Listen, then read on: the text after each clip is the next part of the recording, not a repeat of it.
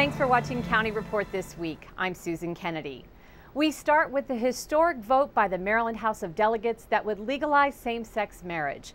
Senate passage is considered likely as lawmakers argued in favor of what they called a fundamental right. We worked very hard to reconcile these two great values, equal rights for all and institutional religious freedom in this legislation. The Supreme Court has said that the right to marry is a fundamental right, and I think in our daily lives we understand that it's a fundamental right. And it's a right that's so fundamental that mass murderers have been able to marry people that they meet through the National Enquirer while on death row, deadbeat dads who've been married several times before have the right to get married again. And we've got presidential candidates who've been married multiple times who are lecturing constituents of mine who want to just marry once about how marriage is between one man and one woman. And I think that maybe they mean one man and one woman at one time, but there's certainly a lot of people who've exercised that right multiple times. Shouldn't every Marylander at least have the chance to get married once to the person that they love and they're committed to? Raskin was confident the 25 votes from last year's session were still intact and that there would possibly be even more signing on in favor of the measure. After that hurdle is cleared, legislators will be moving on to the nitty-gritty, the budget and taxes, specifically the gas tax. We have a lot of needs in Maryland to pay for transportation, and so one of the options is to look at the gas tax. There's a proposal out there from the governor to do that, and we're going to have a lot of discussion about that. I don't think anyone knows exactly where this is going to go or if the support is there. People are certainly concerned about the gas prices going up, so the timing may not be ideal to talk about gas taxes. Without additional revenues, though, our transportation trust fund is depleted. And if we're going to have the kind of investments that I fully support, the Purple Line is so important for us in Montgomery County, then we are going to have to find sources of revenue. And that was what the intention of the gas tax has been. Passage of the Marriage Equality Act would make Maryland the 8th state to allow same-sex marriage. Montgomery County is one of 2 Maryland jurisdictions that has held off in implementing a federal program that enables information sharing between the FBI and immigration officials. The Secure Communities program requires FBI officials to share fingerprints of all inmates in county jails with the U.S. Immigration and Customs Enforcement and the U.S. Department of Homeland Security. And as of this week, Montgomery County is now participating in the program. Delegate Ana Sol Gutierrez is leading the charge in Annapolis to make sure this law is implemented properly.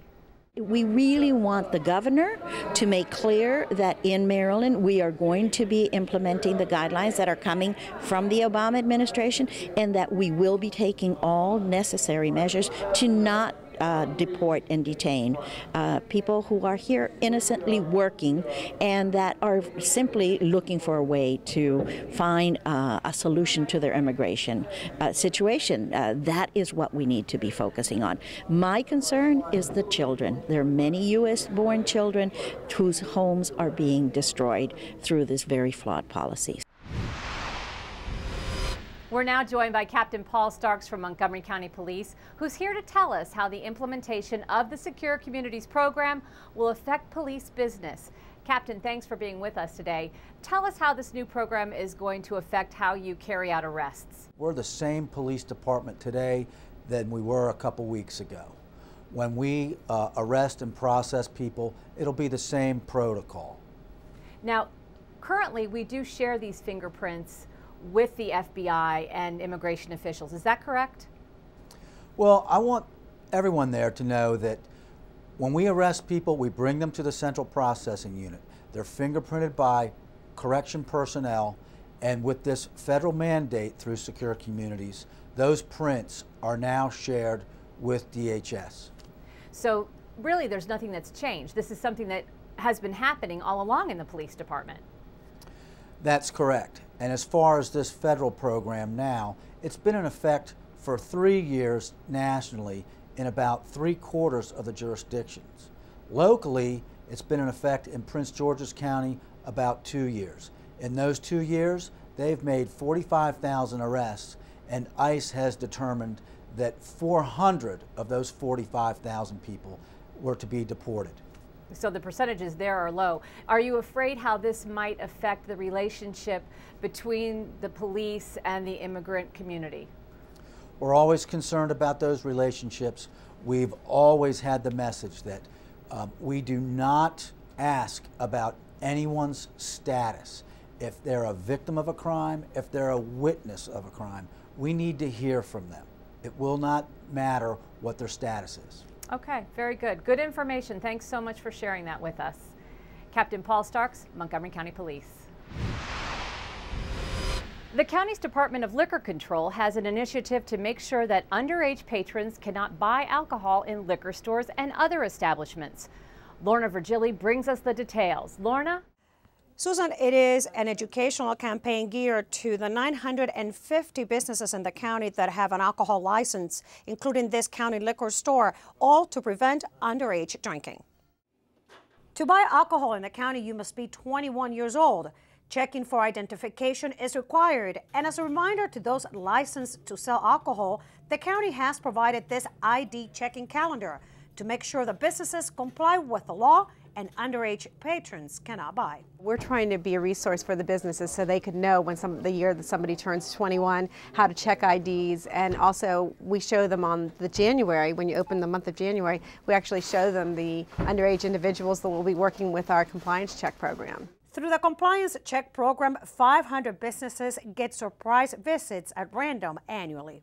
You're going to be visited at least once every other year, at least for a compliance check. If it's a high-risk business or we've had complaints, we'll go in then as well. It's the same protocol every time. It's the exact same group of people. It will be an underage individual. They will not have, like boys, the young men will not have facial hair. The girls will not be wearing makeup. There won't be a lot of jewelry. It's just going to be a test to see if that business is complying. Sales under compliance checks result in an administrative violation for the business and a criminal violation for the individual that sold the liquor. Good sound policies are the best thing that they can do to help keep their business safe and to keep young people from plaguing their establishment. Once you start selling to people under the age of 21, they know it and they start coming. For the most part, there are certain times of the year, such as the holidays or summertime, when businesses are asked to be more alert about under 21 potential purchases. The best policy for establishments is first to ask for ID and then say no to underage individuals. For County Report this week, Lorna Virgili.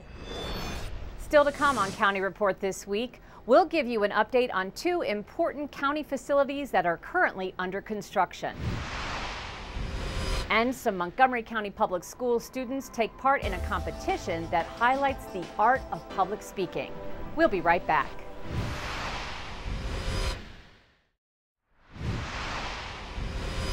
Welcome back to County Report. County firefighters have been busy. 2 separate fires in Silver Spring have left 2 families homeless. Fire investigators have confirmed that the fires were unintentional and believe that space heaters were to blame. With the high cost of heating homes combined with efforts to save energy, many residents are using alternative heating sources. When space heaters are used, firefighters are urging residents to use extreme caution. One of the things that is certainly troubling to myself and fire rescue is the fact that we want to make sure people are fire safe. Space heaters need space and smoke alarms need to work, as well as CO alarms. So we'd ask all of the residents here in Montgomery County, make sure your smoke alarm is working, make sure your CO monitor is working. If in fact you need us to come out and check, fire rescue will do so at a courtesy by contacting 311, and we will come out, check your smoke detector, install a new one, or install a battery free of charge. When using a space heater, be sure to take some safety precautions, such as making sure to plug the heater in directly to an outlet, not an extension cord. Turn them off when you leave the room or go to sleep, and install carbon monoxide alarms inside your home. Recently, the county broke ground on a new animal services building in Durwood. It will replace the current outdated shelter that lacks the space and equipment to meet the county's growing needs. At a recent capital improvements budget work session, Public Safety Committee members were briefed on the progress of this and other public safety projects. The new building will be more than 3 times larger than the current facility. Not only will it expand the county's ability to care for animals, it will also serve as an adoption center and community education resource for animal care issues. So this new facility, which is being built with very green standards in mind, is going to give us enough room to handle all the animals that we need to deal with in a county of our size. It's also, I think, going to result in some efficiencies and even budgetary efficiencies in terms of the folks that we contract with to run that shelter. The Humane Society for years has assisted us in running the shelter. We're going to take over certain operations in the field. They're going to handle the animals inside. So I think we're going to save money doing things that way as well. The shelter is expected to cost close to $20 million. McPaw, Montgomery County Partners for Animal Well-Being, has raised $2 million in private funds to help out with the cost of the facility. Councilmember Phil Andrews says there have been critics of the project's cost, but defends the county's decision to move ahead with this project. It's being built in a very energy efficient way, so its costs will certainly save money over the next few years in terms of that. So it'll be a well-designed building in terms of energy efficiency, and we have a partnership with the private sector, McPaw, which is helping to raise $2 million toward the cost of this shelter, which is keeping the costs down for the public and for the taxpayer. And it will have the support of a lot of folks in the community who want to adopt animals, who want to make sure there's a place where dangerous animals are taken, and the police department works out of this facility. So it is important for multiple reasons, not just for the animals, but for the public, for safety. In other CIP news, an update on construction of the new Judicial Annex building. That project is also expected to be complete by next summer and is coming in at a lower cost than originally proposed. We pushed back, and majority of the committee set a cap on the project, and we said 130 or thereabouts for both new construction and renovation of the existing facility. And lo and behold, they made it happen. And I'm really happy about that. And it always made me think it's been a lesson that if you don't push back and you just accept, then we would have accepted a project that would have cost taxpayers another $100 million and not been any better or served us any better than what we're building now. When people hear the word forensics, they often think about criminal or medical investigations, but forensics actually means the art of public speaking. And that is what MCPS students did at the annual MCPS Forensics Competition. Bullet required. Forensics, or the art of public speaking, was on display this past weekend at the Montgomery County Forensic League Finals. Boom! But it is not who you are.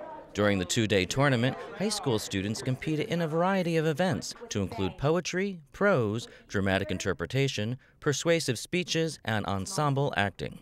With more than 200 students from 19 high schools competing throughout the year, this finals tournament is the culmination of the forensics season. Judges scored and ranked the performances, while audiences were captivated by these exceptional student orators.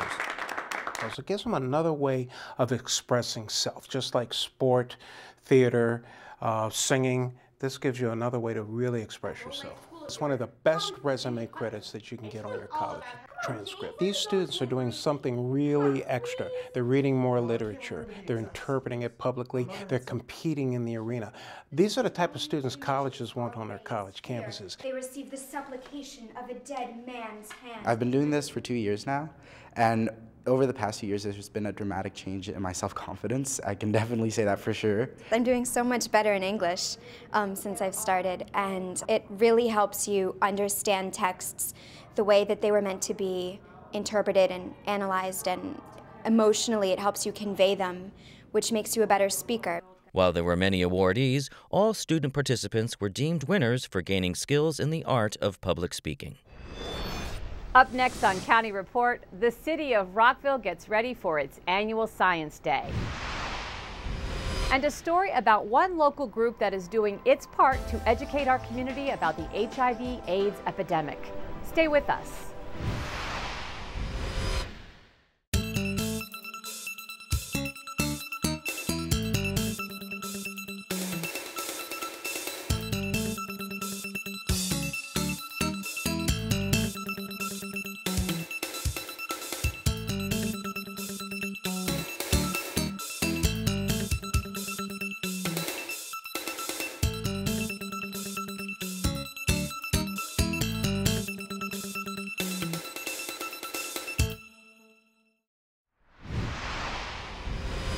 Welcome back.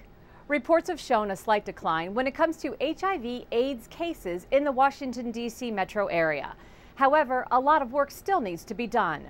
Organizations such as the African American Health Program of Montgomery County are doing what they can to educate people about this epidemic. Obi Wobe was at the County Teen Summit on HIV/AIDS awareness, and she has more. We're talking about HIV/AIDS today. We've talked about how serious it is, how important it is. But the question is it serious to you? In recognition of Black History Month, the African American Health Program of Montgomery County coordinated a health summit for teens ages 13 through 17 on sexual health responsibility. The theme of the summit, Getting Real and Going In, was hosted by DC radio personality Antonio the Cuban Cigar Smoker from KISS FM 93.9. There's so many things out there that take kids to the direction that we don't want them to go, that when the time you get to them, it's too late because they had too much of this. So the more you give it to them, the more of a balance they have and a better decision they can make for their lives. The African American Health Program says the purpose of the summit is to create an open forum for Montgomery County teens to discuss factors that lead to high-risk sexual behaviors. A lot of people don't know about the real risk because they hear about stuff from people like their parents and their friends, but they don't know until it happens to them. And so I don't want this to happen to me personally. The Washington, D.C. metro area has the third highest number of cumulative AIDS cases in the country, with 47% of the cases located outside of the District of Columbia. Radio personality Antonio the Cuban Cigar Smoker is known for his ability to relate to young people in a way they'll understand. He talks about the essence of having an open dialogue with teens on the HIV/AIDS and STD epidemic in the area. People that haven't had sex, raise your hand. That have not had sex. This is what I'm going to do. For more information, call 240-777-1833 or visit onehealthylife.org. If you're looking for something to do while you wait for spring, why not check out a performance at Montgomery College? With two spacious art centers, the college hosts a variety of entertaining performances for all ages and interests. At the Rockville campus, the 500-seat Robert E. Perilla Performing Arts Center hosts a variety of acts throughout the year, including these upcoming events. The Montgomery College Performing Arts Series presents Curtains. This comedic, musical murder mystery features MC students and runs through March 4th. The Metropolitan Orchestra at MC hits the stage on March 6th at 7:30 p.m. Orchestra members include talented performers from Montgomery College and the community. This concert is free and open to the public. And bring the kids Saturday, March 10th, when Two Beans Productions and TheaterWorks USA present Ramona Quimby. Based on the Ramona books by Beverly Cleary, this show is sure to entertain. Visit the Performing Arts Center's website at montgomerycollege.edu/PAC for tickets, information, and a full list of events.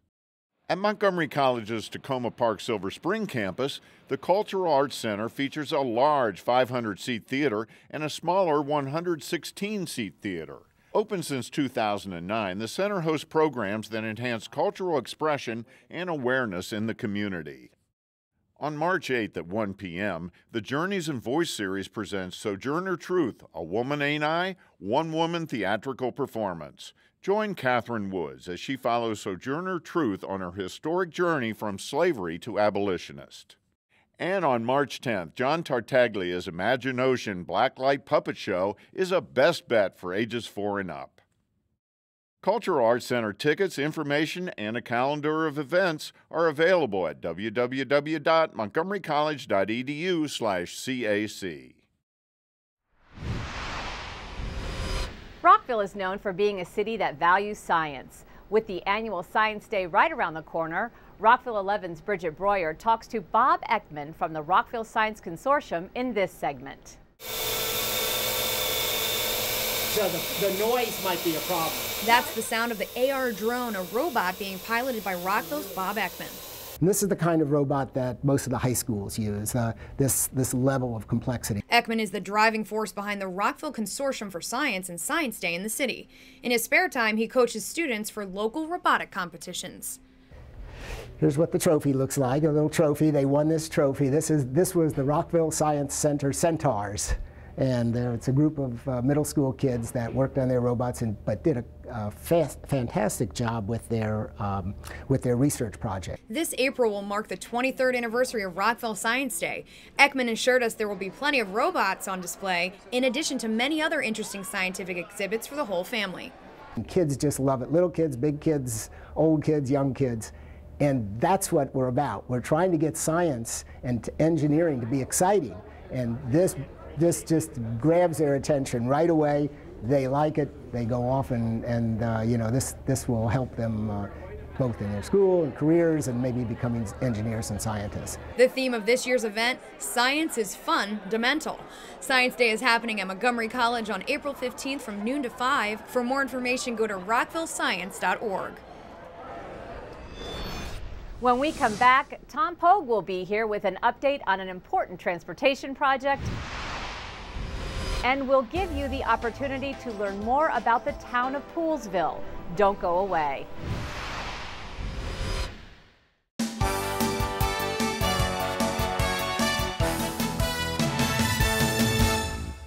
MC hosts a lecture and book signing by noted author Ira Shapiro on March 6th in the Theater Arts Arena on the Rockville campus.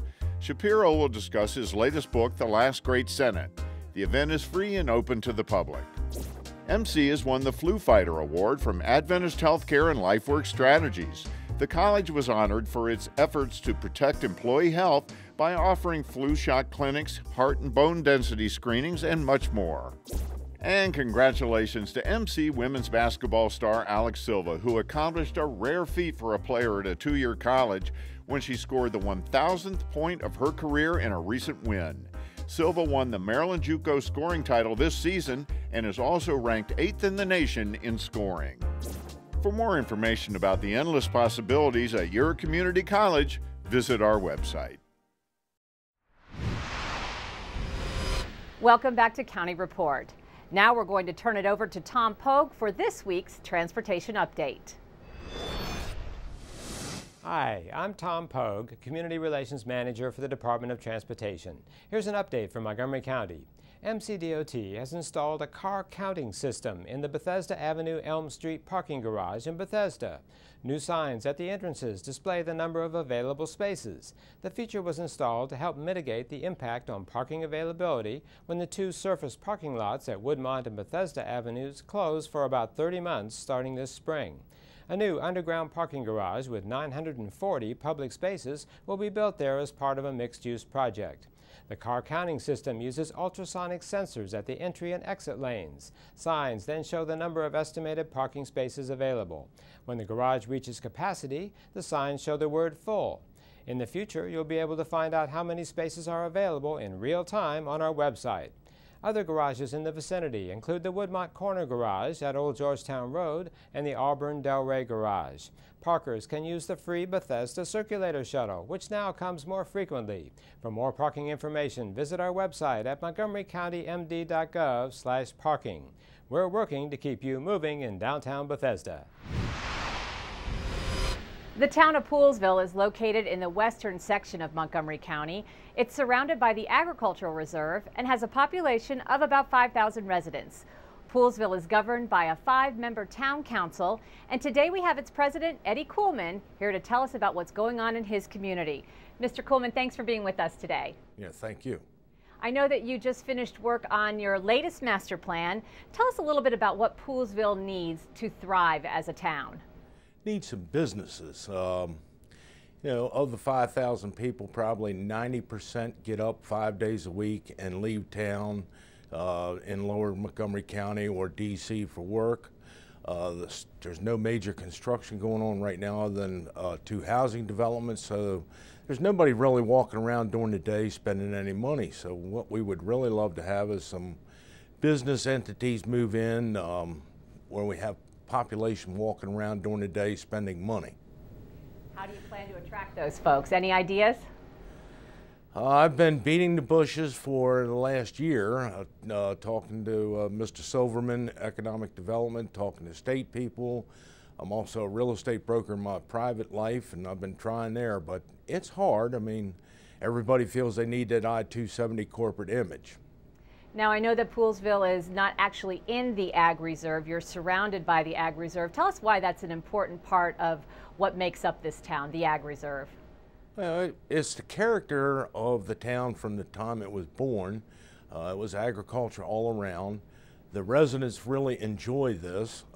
It's nice to, you know, go out and see the farm fields, see the corn, smell the fresh cut hay in the spring and summer. It's nice not to be so crowded with houses, townhouses. It's just a very nice setting. I enjoy it immensely. One final question. I know that water is an issue in Poolesville. You provide your water by wells there. There are 11 wells, and recently 3 of them were compromised, but you pledged, the town council pledged to make it the cleanest drinking water in Montgomery County. How's that going? In about a month, I believe, the project should be finished. We're in the middle right now of finishing up the building that's going to house the treatment facility for the 3 wells.